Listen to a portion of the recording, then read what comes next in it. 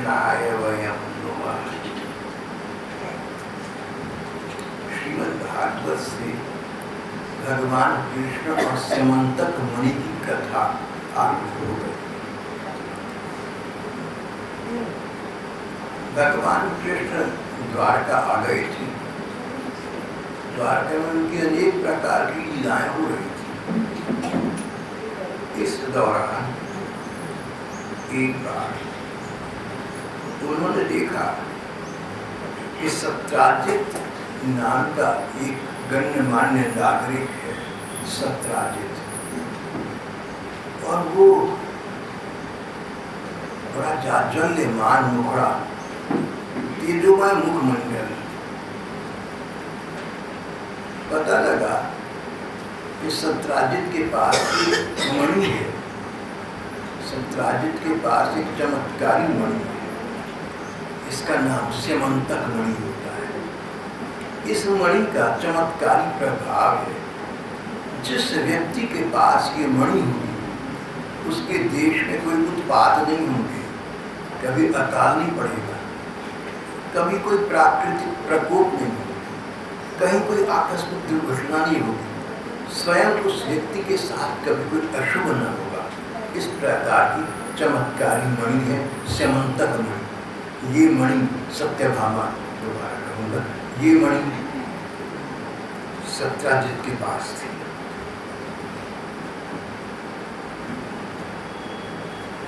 एक बार भगवान कृष्ण चौसठ खेल रही थी। सत्राजित वहां आया। लोगों ने समझा कि इतना जाज्वल्यमान फेरा, मानो सूर्य आ गए, इस प्रकार का दीप्त प्रकाश। भगवान कृष्ण से कहने लगे, भगवान आपको नमस्कार है। देखिए, हमें लगता है कि सूर्य भगवान आपका दर्शन करने आ रहे हैं। नारायणं नमस्तेस्तु शंख चक्र गदाधर दामोदरारविंदाक्ष गोविंद यदुनंदन। लगता है कि सूर्य भगवान स्वयं आपके सामने आपका दर्शन प्राप्त करने आ रहे हैं। भगवान कृष्ण तो सब जानते थे। उन्होंने कहा, नहीं नहीं, सत्राजित है, इसके पास चमत्कारी मणि है, कि उसका प्रदान है। भगवान से जब सत्राजित की बात हुई तो भगवान कृष्ण ने सोचा कि ये मणि ऐसी है, जहाँ होगी उस क्षेत्र में, उस देश में कोई अशुभ घटना नहीं घटेगी, सभी लोगों का कल्याण होगा। अगर ऐसी घड़ी राजा के पास हो तो पूरी प्रजा का कल्याण होगा, प्रजा में सत्राजित भी सम्मिलित। भगवान ने सत्राजित से कहा कि सत्राजित, मेरे विचार से तुम ये अपनी मणि हमारी राजा उग्रसेन को दे दो, पूरी प्रजा का लाभ होगा। सत्राजित इस समय अपने ही भाव में था। मणि स्वर्ण उगला करती थी प्रतिदिन। विद्वानों का कहना है कि 3 क्विंटल सोना वो मणि रोज देती थी। अब 3 क्विंटल देती थी। विद्वान कहते हैं ऐसा होगा, इतना तो निश्चित है कि वो मणि दिन प्रतिदिन व्यक्ति को बड़ा धनाढ्य रखती थी, स्वर्णमय रखती थी। सत्राजित के मन में कदाचित लोभ आया, बड़ा मणि राजा को दे दूंगा तो सारा लाभ राजा को हो जाएगी। यहाँ तक तो उसने भगवान कृष्ण से अपनी असमर्थता प्रकट की। बोले, कृष्ण, मेरे द्वारा ये कार्य नहीं होगा, क्षमा चाहता हूँ। ये अपने आप में एक आश्चर्यजनक घटना थी, एक अभूतपूर्व घटना थी। श्री कृष्ण कोई बात कही और दूसरा उसको अस्वीकार किया।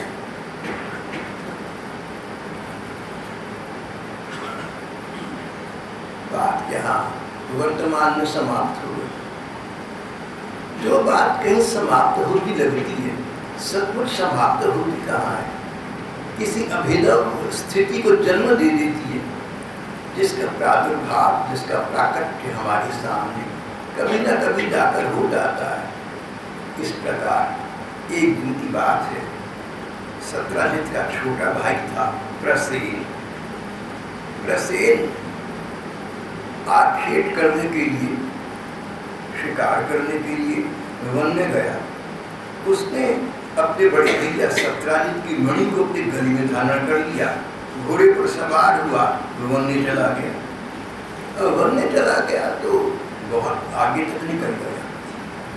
वहाँ पर कैसी घटना घटी कि एक शेर ने घोड़े सहित प्रसेन को मार डाला और उस मणि को छीन लिया।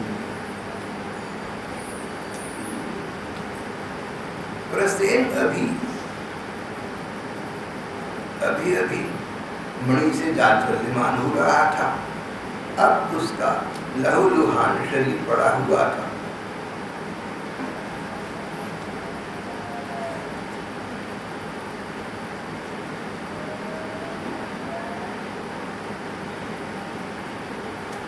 वो शेर मणि लेकर पर्वत की इस स्थान की एक कंदरा में प्रविष्ट हुआ, एक गुफा में चला गया।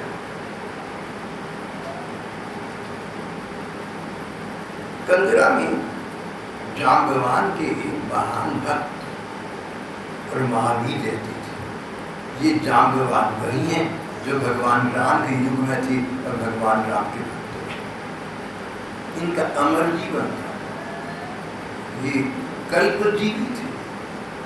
तो एकांत में वन में एक कंदरा में अपना समय सुखपूर्वक यापन कर रहे थे। रीछों के राजा जाम्बवान ने उस शेर को देखा। इस प्रकार जाज्वल्य मणि, भला ये पशु क्या करेगा। उन्होंने शेर को मार डाला और मणि अपने हाथ में ले ली। मणि अपनी गुफा में ले जाकर बच्चे को खेलने के लिए दी। प्रसेन के न लौटने से भाई सत्राजित को उड़ा हुआ। अब देखिए यहाँ पर शंका आशंका का युग आरंभ हो जाता है। कहते जहाँ गढ़ा वहाँ पानी बनता है। सत्राजित ने सोचा कि श्री कृष्ण ने मेरे भाई प्रसेन को मार डाला होगा, मरवा दिया होगा। मणि गले में डालकर भाई बनने गया था। अवश्य ही श्री कृष्ण ने कहा था मणि राजा को दे दो, मैंने नहीं दी। लगता है कि उन्होंने बलपूर्वक अपने हाथ में ये मणि ले लिए। ये श्री कृष्ण का काम। जब श्री कृष्ण ने सुना कि मेरे विरुद्ध एक प्रकार की षड्यंत्र का आरोप हुआ है, मुझे साजिशबाज समझा गया, मेरे पर चोरी का दोष लगा है, तो उन्होंने सोचा व्यक्ति को प्रयत्न करना चाहिए अपने कलंक से अपने आप को मुक्त करने का। शेष जैसा हो सो हो, अपना सा प्रयत्न तो करना चाहिए। श्री कृष्ण अपने साथ के कुछ लोगों को लेकर मणि ढूंढने के लिए उस वन में गए जहाँ भाई प्रसेन गया। देखा, खोजते खोजते देखा, घोर जंगल में शेर ने प्रसेन और उसके घोड़े को मार डाला। वे लोग शेर के पैरों का चिन्ह देखते हुए आगे बढ़े तो ये भी देखा कि पर्वत पर एक रीछ ने शेर को मार डाला। भगवान कृष्ण ने सब लोगों को कंदरा के गुफा के बाहर बिठा दिया और अकेले घोर अंधकारमय उस गुफा में प्रवेश किया। गुफा में प्रवेश करने पर देखा कि वहाँ बड़ा प्रकाश हो रहा है। जिस कंदरा को अधिक जो अंधकारमय समझा था, घोर अंधेरा समझा था, वहाँ तो बड़ा उज्जवल प्रकाश हो रहा है।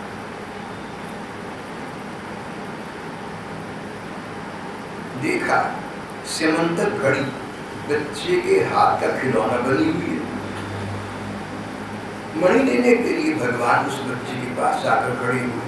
उनका विचार ये था कि मैं मणि ले जाकर सत्राजित को वापस करूंगा और इस प्रकार उसका संदेह जो मेरे पर हो गया निवृत्त हो जाएगा। भगवान ने उस बच्चे से वो मणि, बच्चा वो बड़ा, अंदर से जाम्बवान निकल कर आई। बूढ़े जाम्बवान भगवान राम के युग वाले थे। उन्होंने देखा कि कोई व्यक्ति मेरे बच्चे से मणि छीन रहा है, तो तुरंत ऐसा सोचा कि कोई व्यक्ति लोभी होगा और अपने बाहुबल से इसलिए मणि को प्राप्त करना चाहता है। ये क्या जाने कि मैं इससे बहुत बड़ा बलवान, भगवान राम के युग का बलवान हूँ। मेरी सहायता से भगवान राम ने विजय प्राप्त की। मैं तो भगवान का हूँ, मुझे कौन रोक सकता है? बिना विचार किए, बिना कुछ सोचे वीरता के मत में वृक्षराज जाम्बवान ने जिसको साधारण व्यक्ति समझा उसके मुक्का मारा। बोले भैया तुझे मैं अब अभी यम द्वार पहुंचाता हूँ, तेरा इतना साहस कैसे हुआ? भगवान जानते थे कि ये मुझे कृष्ण को पहचान नहीं रहा है। कुछ देर उसके साथ मल्ल युद्ध किया, कुश्ती लड़ी। फिर उसने देखा कि मैं तो इससे विजय प्राप्त नहीं कर सकूंगा, मेरे से जीतने वाला संसार में कौन हो सकता है? कहीं ये मेरे राम जी ही कृष्ण इस रूप में लीला तो नहीं कर रहे कि तुम राम दीन अनुरागी आयु मोहि करण बड़ भागी, ऐसी स्थिति हो गई। और सचमुच पता लगा कि श्री कृष्ण है, पूर्व काल के राम इस युग में श्री कृष्ण बने हुए। श्री कृष्ण मुस्कुरा दिए, मित्रता वापस आ गई। बोले ऋक्षरा, हम इस मणि के लिए तुम्हारी इस कंदरा में आए हैं। सारी बात बताई। मेरे पर संदेह हो गया है सत्राजित को, मेरे पर शक हो गया है। समझ रहे हैं कि लोग के कारण से मैंने ये मणि छीन ली। मैं ये मणि ले जाकर उनको दिखाना चाहता हूँ कि मैंने नहीं छीनी, किस प्रकार तुम्हारे पास आई। जाम्बवान बोला, प्रभु आप क्या कह रहे हैं? My person, my extraneous things, all I unlock to your occasion. जैसी बात में एंटोनी ने बेसंगी से शेक्सपियर के नाटक में कहा, My past, my person, my extraneous things, lie all unlocked to your occasion. मैं, मेरा तन, मेरा धन, मेरा सर्वस्व आपके लिए ही है। इसमें से जो आप चाहे स्वीकार करें। भगवान मैं तो आपका हूँ, मेरा सब कुछ आपका है, ये मेरी मणि है, आपकी है। आप चाहें किसी को भी दें। मेरी बेटी है जाम्बवंती, परम सुंदर है, गुणवती है, वो भी आपके लिए। मेरी प्रार्थना है कि आप जाम्बवंती के साथ दहेज के रूप में सही इस मणि को लेकर अपने द्वार पर पधारें।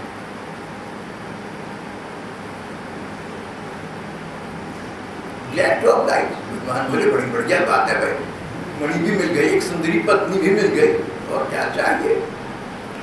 जाम्बवान का उन्होंने धन्यवाद किया, मुस्कुरा दिए, कंदरा से बाहर आए।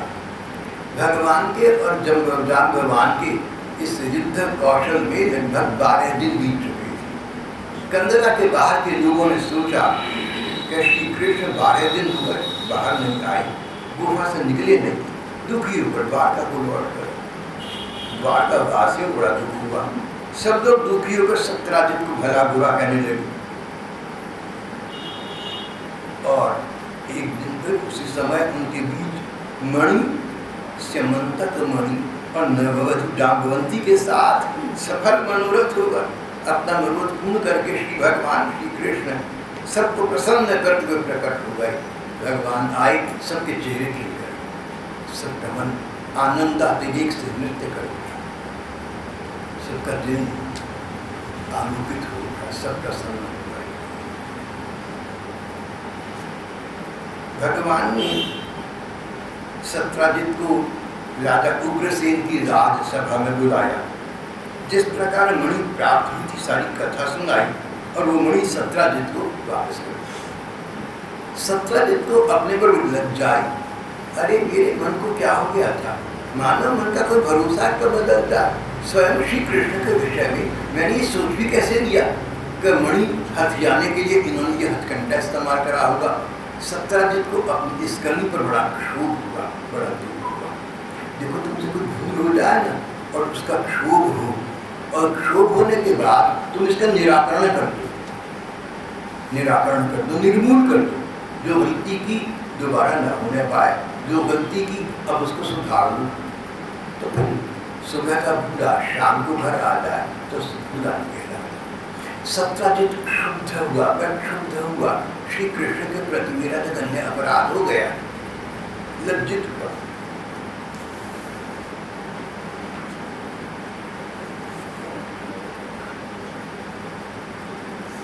सोचा मैं अपनी बेटी सत्यभामा परम सुंदरी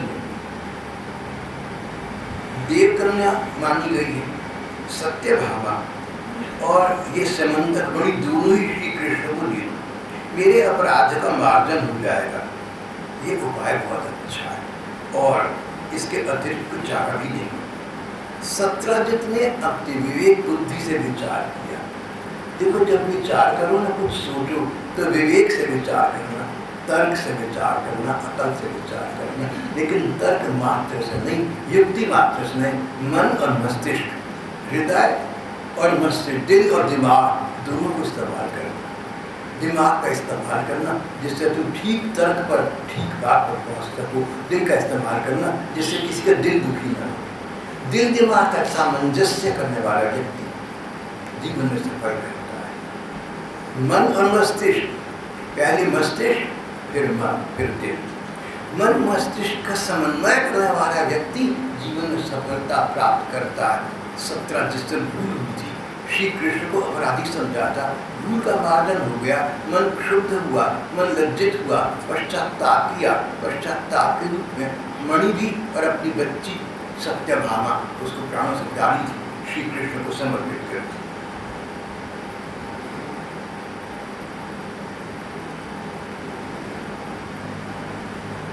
सत्यजित ने अपनी विवेक बुद्धि से ऐसा निश्चय किया था। अपनी कन्या सत्यभामा तथा समंथक मणि दोनों ही भगवान कृष्ण को अर्पण कर दी।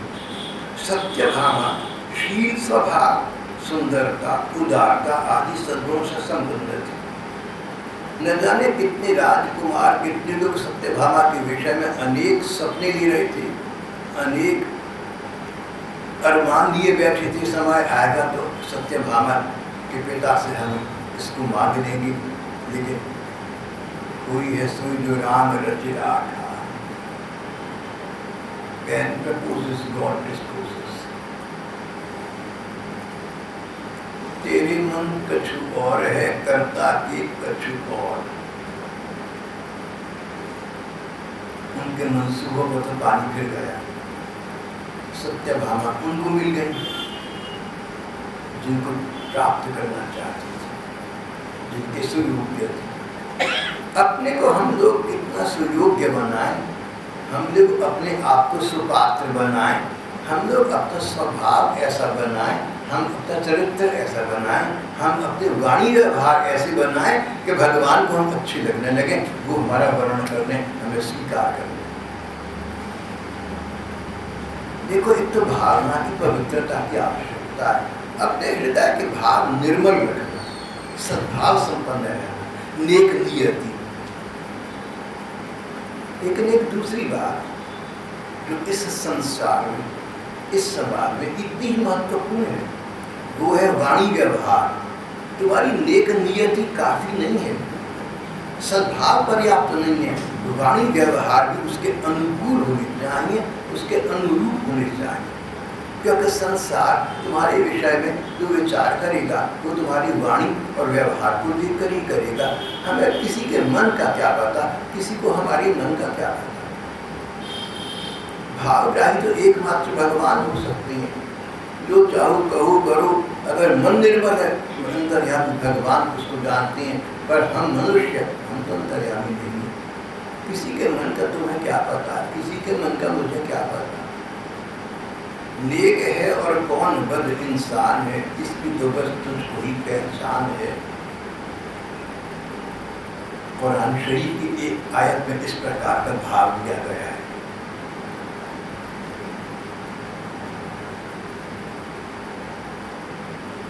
नेक है और कौन बद इंसान है, इसकी तो बस तुझको ही पहचान है।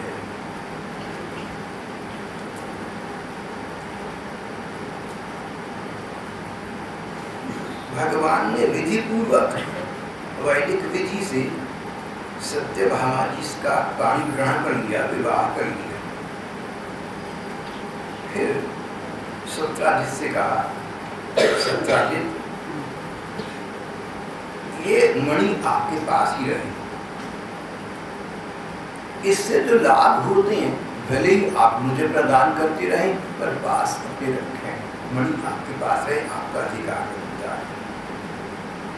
सत्यभामा के पिता सत्यजित ने भगवान की इस बात को स्वीकार कर लिया।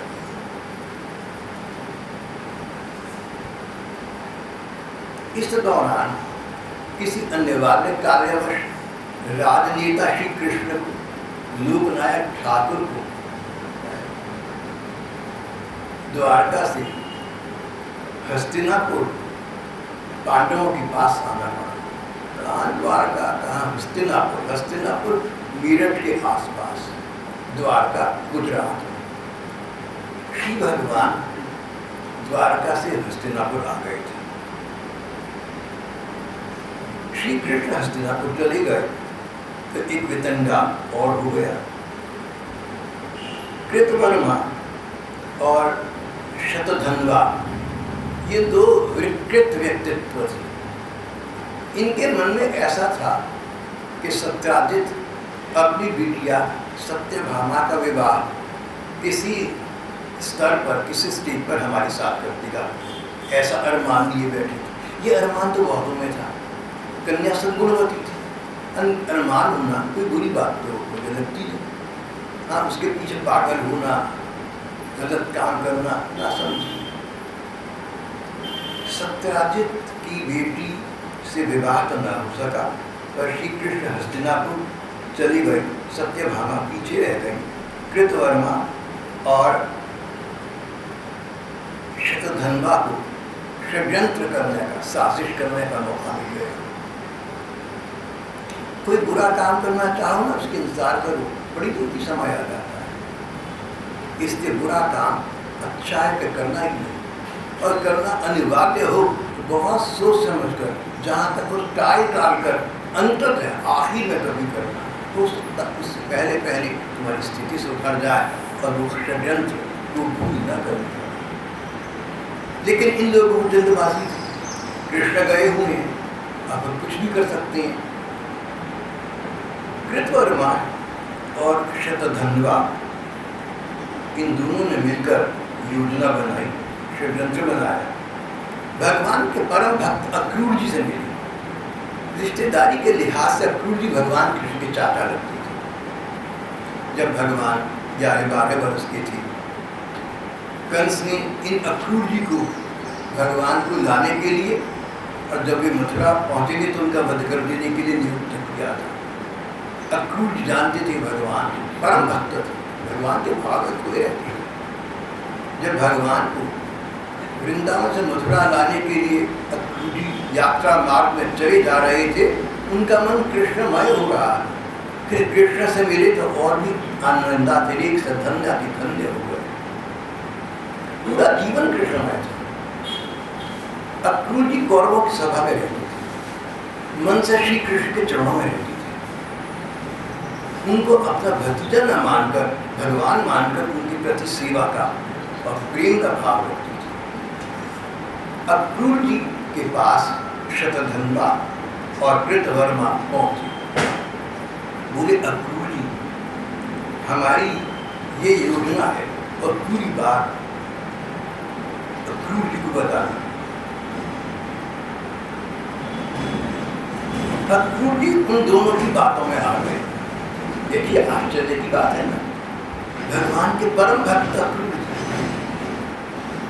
यहाँ तक कि उन्होंने श्री कृष्ण का इतना चिंतन किया, इतने तन्मय हो गए भगवान के रूप में, ध्यान में, कि परम वीतराग, परम संन्यस्त, अपने युग के अकल ज्योतिस्तंभ भगवान श्री सुखदेव जी महाराज परीक्षित। ये जो स्थिति है ना इस समय अक्रूर की, यही स्थिति जीवन की चरम है। ऐसी थी अक्रूर जी, पर आज कैसी मति मारी गई। बोले, तुम ठीक कहते हो, मैं तुम्हारे साथ हूँ, ये मणि हम चुराएंगे, छीनेंगे, हम ऐसा करते हैं, तुम्हारी बात ठीक है। सत्यजित श्री कृष्ण के ससुर हैं, तुम उनका वध कर दो, मैं तुम्हारे साथ। कम से कम सत्यजित का वध करके तुम तो बदला तो नहीं सकोगे। अक्रूर जी की मति बिगड़ गई। स्वामी अखंडानंद जी महाराज हमारे परम श्रद्धेय श्रीमद् भागवत की कथा वक्ता थे स्वामी अखंडानंद। मेरी उनके प्रति बहुत श्रद्धा था, मैंने उनके दर्शन किए। अखंडानंद जी अपने भागवत सप्ताह में इस प्रकरण को बड़ी सुंदर व्याख्या करते थे। हम लोगों के बहुत और हम लोगों के लिए बहुत उपयोगी वार्ता है। ये तो स्पष्ट है। पहली बात, अक्रूर जी श्री कृष्ण के आजीवन भक्त थे। अक्रूर जी श्री कृष्ण के प्रेमी भक्त थे। श्री कृष्ण का उन पर विश्वास था इतना कि सुखदेव कहते हैं अक्रूर जैसे बनो, ऐसे भक्त भगवान। उन अक्रूर जी को क्या हो गया तो मती मारी गई, बोले हाँ ये साजिश ठीक है, मैं तुम्हारी साथ करूँ आगे। कृष्ण के ससुर की हत्या कर दो, कृष्ण तो है नहीं, मैं तुम्हारी साथ क्या हो गया मती मारी गई। स्वामी अखंडानंद जी महाराज कहते हैं इसलिए कितने भी बड़े भक्त थे पर अपने से किसी बड़े भक्त का उनसे अपराध होगा। कितने भी तुम भक्त हो, तुमसे बड़े भक्त बहुत। हम अपने को भक्त माने, हमसे बड़े बड़े भक्त। अगर किसी भक्त का किसी भक्त के प्रति अपराध बन जाए, सो भी अपने से बड़े भक्त के प्रति अपराध बन जाए, तो दुस्संग का परिणाम, उस अपराध का कुपरिणाम कहीं ना कहीं मति बिगड़ जाए। कोई ऐसे पिछले जन्मों के पाप कर्म जागेंगे जो व्यक्ति को कहीं का न छोड़ेंगे। अक्रूर जी के साथ कैसा हुआ था? अक्रूर जी ने क्या संत अपराध करा? अक्रूर जी ने किस भक्त का अपराध कर दिया? विचारो ना। इस बात को जानने के लिए पूर्व उनके जन्मों को देखने की आवश्यकता नहीं है। पूर्व जन्म किसने देखे क्या पता हमें? इसी जन्म की घटना कुछ वर्ष पहले ये अक्रूर जी श्री कृष्ण को वृंदावन से मथुरा लाने के लिए गए थे। गोपिकाएं फूट कर रो पड़ी, फपक फपक कर रोने लगी, जार जार रो रही थी। इनको तो दया न आई, एक शब्द उनसे आश्वासन का भी न कहा। बस ये सोचते हैं कि बालिकाएं बच्ची हैं, भावुक हैं, रोध होकर खुद चुप हो जाएंगी तो चलता रहता है। उनकी उपेक्षा करते हैं। भगवान की भक्त रोए और दुखी हो और हम उनका ध्यान न करें, इससे बड़ा भगवान की दृष्टि में और क्या होगा? अक्रूर जी के अनजान में उनसे ये अपराध हुआ। जब अनजान में कोई अपराध होते हैं तो उनका फल तो जरूर मिलता है, थोड़ी देर के लिए मति भ्रम होता है, बुद्धि पलट गई, फिर वापस आ गई। अक्रूर जी के साथ ये हुआ था। ये गोपिकाओं के अपराधी, गोपिकाओं का अपराधी भगवान के भक्तों का अपराधी तो भगवान का अपराधी होता है। इस कुकर्म के कारण अक्रूर जी की मति भ्रम, बुद्धि बिगड़ गई और उन्होंने षड्यंत्र का शतधन्वा और कृतवर्मा का साथ दिया। यहाँ एक बात ध्यान देने की है, उस पर विचार करना चाहिए। किसी व्यक्ति का विचार करो तो ऐसा करना कि तुम्हारा अपना मन आलोचनात्मक न हो जाए। अपने मन को दूषित न करना, अपने मन को न बिगाड़ना। तुम किसी व्यक्ति का विचार करो, किसी वस्तु का विचार करो और अपने मन को दूषित करो तो भैया अपने साथ अन्याय हो गया। ऐसा विचार करो तुम्हारा मन सुख पाए। अक्रूर जी को मति भ्रम हुआ, एक भूल कर बैठी बहुत बड़ी। अगर ऐसा माना जाए कि उनका 100 वर्ष का जीवन था, ऐसा अगर माने, कल्पना करें तो पूरे 100 वर्ष में हजारों घटनाएं घटी जहाँ उनका श्री कृष्ण के प्रति प्रेम स्पष्ट और स्थापित था। एक घटना कुछ समय के लिए घटी जब वो बिगड़ गए, उस एक घटना को स्थान बदलने लगने। जब अक्रूर जी का विचार आया ना तो अक्रूर जी की भगवत भक्ति का विचार करना। सुखदेव जी महाराज ने बिना बात के नहीं कह दिया कि अक्रूर जैसे बनो। सुखदेव तो बहुत प्रिय थे, भगवान के प्रेमी भक्त सुखदेव। श्री राधा कृष्ण के नित्यांगन में शुक के तोते के रूप में लीला दर्शन करने वाले सुखदेव कहते हैं अक्रूर जैसा मन बनाओ। अक्रूर साधारण व्यक्ति नहीं हो सकते। इस बात को दरगुजर मत करना, महापुरुषों की वाणी पर विचार करना, उसका लाभ उठाना। और तुम तनिक सी एक घटना थोड़ी सी हो गई, थोड़ी देर के लिए एक स्वरूप सवार हो गया, थोड़ी देर के लिए पागलपन सवार हो गया, उस पागलपन में कोई मुक्ता कर बैठे, भूल जाना तुम उसको। वो तो उसका परिवार्जन कर चुका, वो तो उसका पश्चाताप कर चुका, भगवान ने उसको क्षमा कर दिया। तुम याद कर करके अपने मन को दूषित मत करना। तुम कहो अक्रूर जी ने तो ऐसा काम गलत करा। अरे भैया, बाकी तो 100 वर्ष का इतिहास देखो, उसका स्मरण करो, अपने मन को मंदिर बनाओ, अपने मन को पूरे कबाड़ की टोकरी मत बनाओ, अपने मन को रद्दी कागजों की डस्टबिन, वेस्ट पेपर बास्केट मत बनाओ, मन को भगवान मनमोहन का मंदिर बनाओ। अक्रूर जी का इस घटना के अतिरिक्त जीवन है, उसका विचार करो, अपने मन को उसके अनुरूप बनाने का प्रयत्न करो। एक बार तो हमारा मन ऐसा बन जाए जैसा अक्रूर जी का सदा बना रहा। एक घटना के अतिरिक्त कृष्णमय था और कोई चिंतन नहीं। अपने जीवन में, अपने मन में हम भाई बहनों को विचार करना चाहिए कि हमारा कितना समय ऐसा व्यतीत हुआ या होता है जब श्री कृष्ण के अतिरिक्त अन्य कोई विचार हमारा स्पर्श नहीं करता। बड़ा कठिन है सर, बड़ा कठिन।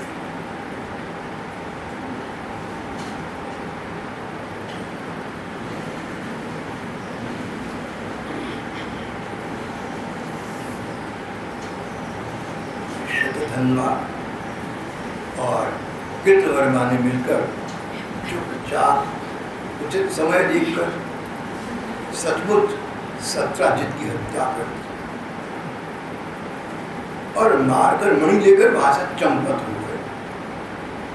सत्यभामा जी ने देखा मेरे पिता मार डाले गए, बड़ा दुख हुआ।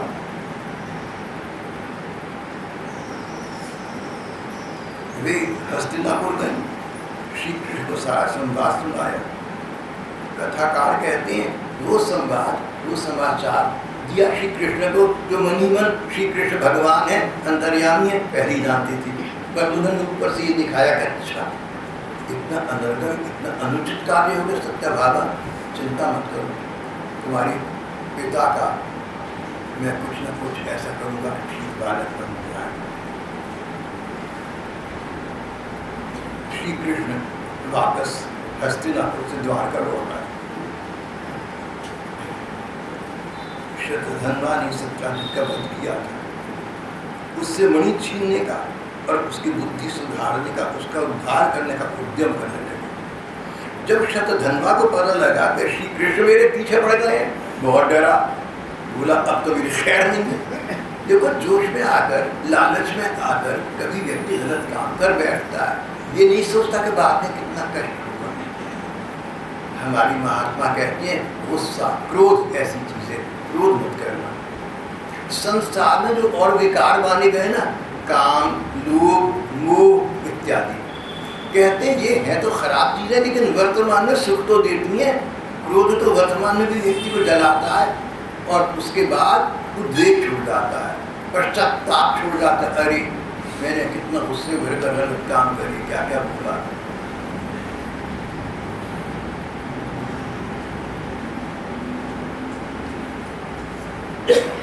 अब कृतवर्मा की सद्बुद्धि वापिस आई।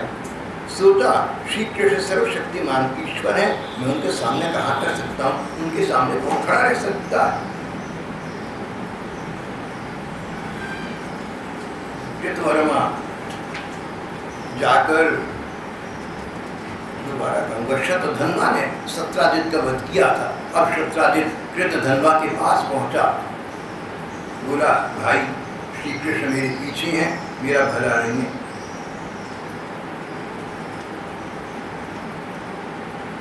कृतधन्वा बोला कि देख मेरे से कुछ आशा मत रखिए। सब लोग अवसरवादी होते हैं, अपॉर्चुनिज्म सदा से चला रहा है, अवसरवादिता।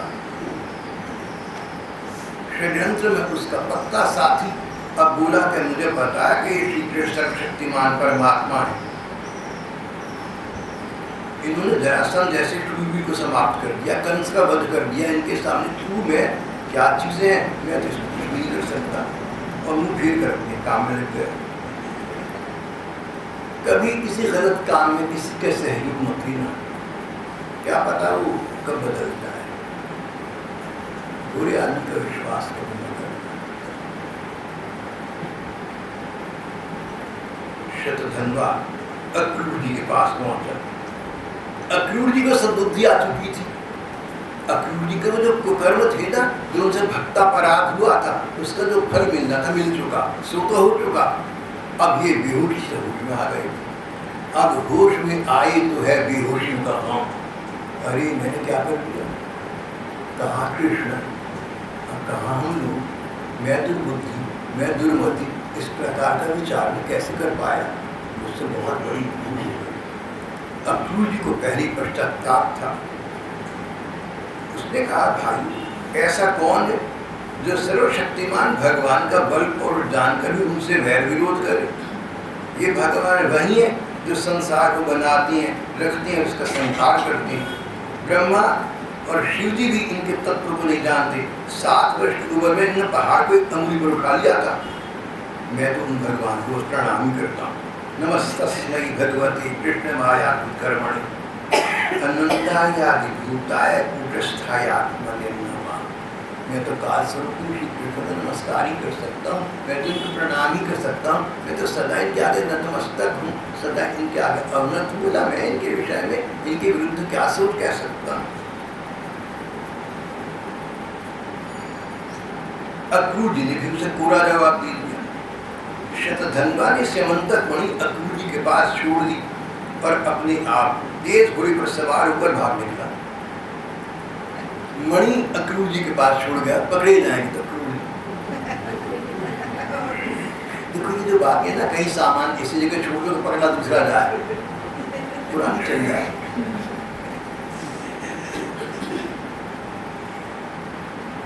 भगवान कृष्ण और बलराम दोनों भाई तेज रथ पर सवार हुए। सत्यजित को मारने वाले शतधन्वा का पीछा किया। एक उपवन में शतधन्वा का घोड़ा गिर पड़ा। वह पैदल ही भागा, अत्यंत भयभीत हो गया। शतधन्वा पैदल भागा जा रहा था।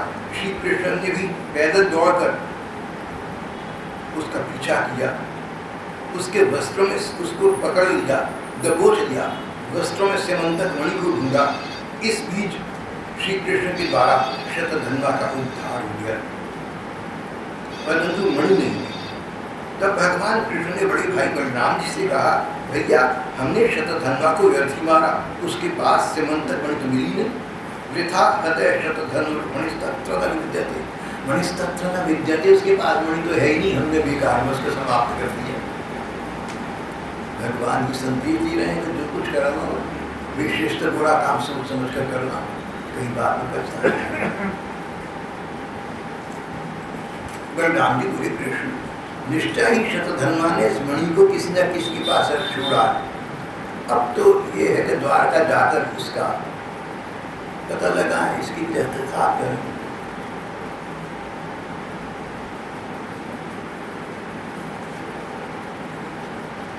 अपनी प्रिया सत्यभामा का प्रिय कार्य करने के लिए भगवान कृष्ण द्वारका लौट आए। सत्यभामा को पूरी बात बताई और ये भी कि स्यमंतक मणि फिर भी उसके पास न मिली। फिर अपने ससुर सत्यजित के अंतिम संस्कार किए, जिनसे मृतक प्राणी पर रूप नहीं होता है। तो चला गया ना व्यक्ति, हमारा कोई प्रियजन था, उसके और्ध्वदेहिक संस्कार अवश्य करने चाहिए, ऐसा हमारी भी होना कहती है। और्ध्वदेहिक जो इस शरीर से नहीं हो सकते, क्योंकि शरीर तो चला गया, लेकिन आत्मा की शांति के लिए जिस प्रकार के अनुष्ठान करने होते हैं शुरू करने चाहिए। इसका एक सरल उपाय ये बताया गया कि 15-16 जो श्राद्ध के दिन होते हैं, 16 दिन श्राद्ध के लगभग सितंबर में आते हैं, उन 16 दिन में पितरों की प्रसन्नता के लिए अनुष्ठान हो सके तो करने चाहिए, नहीं तो निश्चित समय भगवान का स्मरण भजन या स्वाध्याय करना चाहिए। धर्म ग्रंथ कहते हैं अगर पितर प्रसन्न हो तो आज भी बहुत से लोग बहुत से कष्टों से बच सकते हैं। बहुत से लोगों के पास बहुत से कष्ट इसलिए आते हैं कि उनके पितर उनसे सुखी नहीं है।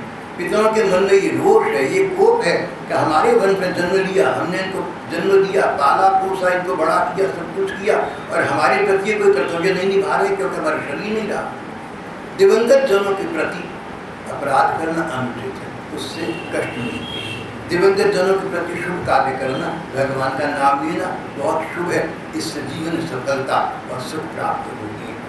भगवान कृष्ण ने लोगों के सामने इस आदर्श को रखने के लिए अपने ससुर सत्राजित का सारा अर्धदैहिक संस्कार किया।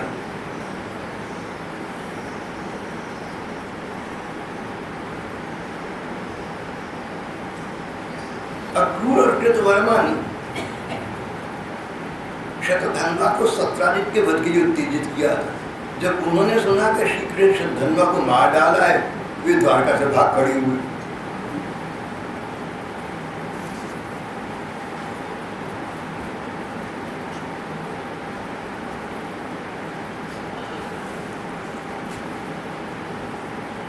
भगवान ने अपनी भगवत्ता निभाई, अपना प्रेम धर्म निभाया। भगवान ने अपनी भक्त वत्सलता का धर्म निभाया। उन्होंने किसी भेद भरे माध्यम से दूध बेचकर अक्रूर जी का पता लगवाया, उनको ढूंढवाया, आने पर उनसे बातचीत की, उनको सारी बात समझाई, खूब स्वागत सत्कार किया, मीठी मीठी प्रेम की बातें कहकर उनसे संभाषण किया। यहाँ पर एक बात हम लोगों के लिए आ रही है, अगर किसी भगवत भक्त के द्वारा, किसी संत के द्वारा कोई भूल हो जाए, जैसे अक्रूर जी से भूखों के विषय करती हुई, तो उस भूल से तुम दूसरी भूल तुम मत कर बैठना। अक्रूर जी से संत अपराध हुआ, अगर हम अक्रूर जी के संत अपराध को याद रखेंगे तो हमारा भी अक्रूर जी के प्रति अपराध हो गया, क्योंकि शेष जीवन में तो उन्होंने कोई अपराध किया नहीं। अगर आपने जीवन में 99 अच्छे काम करे और गलती कभी एक बुरा काम कर बैठे और कोई व्यक्ति लोगों से आपकी परिचय दे, आपकी इंट्रो कराए, तो ये कहे कि वही है जिन्होंने गलत काम करा था, बड़ा अन्याय हो जाएगा। भैया अच्छे जो 99 काम के उनकी चर्चा करो। संत अपराध के दोषी थे अक्रूर जी, कुछ समय के लिए उनका अशुभ चिंतन करके तुम उनके प्रति अपराध के भागी मत बन जाना। भगवान ने अक्रूर जी के साथ बहुत अच्छा व्यवहार किया। उन्होंने कहा कि तरीके की बात तो ये है कि सत्राजित के कोई पुत्र नहीं है, इसलिए हम ही उसके उत्तराधिकारी हैं। हर बात की सत्राजित के कोई पुत्र नहीं है, तो पुत्री का पति और पुत्री वही सब कुछ अधिकारी हो गए, उत्तराधिकारी हो गए। पर हम चाहते हैं वह मणि आपके पास रहे, हमें बताए आपके पास है। हमारे सामने एक कठिनाई आ गई है, मेरे विषय में कई लोगों को अविश्वास सा हो गया है, उसको मैं दूर करना चाहता हूँ। अक्रूर जी आप में मणि दिखाकर बलराम जी, सत्यभामा, जाम्बवंती इत्यादि के मन में मेरे प्रति पुनर्विश्वास उत्पन्न कर दीजिए, उनके हृदय में शांति का संचार हो जाएगा। जब भगवान कृष्ण ने इस प्रकार सांत्वना दी, उन्हें समझाया बुझाया, उन्हें निडर कर दिया। अक्रूर जी डरना मत, अक्रूर जी चिंता मत करना ये सोचकर कि आप इस साजिश में हकदार थे, इसलिए मेरे मन में आपके प्रति कोई दुर्भाव आ गया होगा। नहीं, मैं तो अंतर्गत के भाव को समझता हूँ। अक्रूर जी को पुनराश्वस्त किया श्री कृष्ण ने इस प्रकार। तब अक्रूर जी ने कपड़े में लपेटे हुए सूर्य के समान प्रकाशवान वह मणि निकाली और भगवान कृष्ण को दी। भगवान कृष्ण ने मणि अपने जाति भाइयों को दिखाई, कलंक दूर हो गया और उस मणि को अपने पास रखने की सामर्थ्य होने पर भी पुनः अक्रूर जी को वापस कर दिया। सुखदेव जी कहती हैं, परीक्षित, मैंने तुम्हें श्री कृष्ण और समंतक मणि की कथा सुनाई है। ये कथा अगर ध्यानपूर्वक पढ़ी जाए, सुनी जाए, श्रद्धापूर्वक सुनो, कहो या पढ़ो, तो ये कथा अनेक पापों को धो देने वाली है, अपराधों का मार्जन करने वाली है, कलंकों को धो देने वाली है। जो इसे पढ़ता है, सुनता है या स्मरण करता है, आख्यानम पश्ति श्रुति अनुस्मरित वा, जो इसे पढ़ता है, जो इसे सुनता है, जो इसका स्मरण करता है, वह सब प्रकार की अपकीर्ति से छूट जाता है, दुष्कर्मों से छूट जाता है, शांति का अनुभव करता है। इस कथा की पढ़ने की, सुनने की और कहने की इतनी महिमा है। यहाँ पर आज का हमारा एक प्रसंग समाप्त हो गया।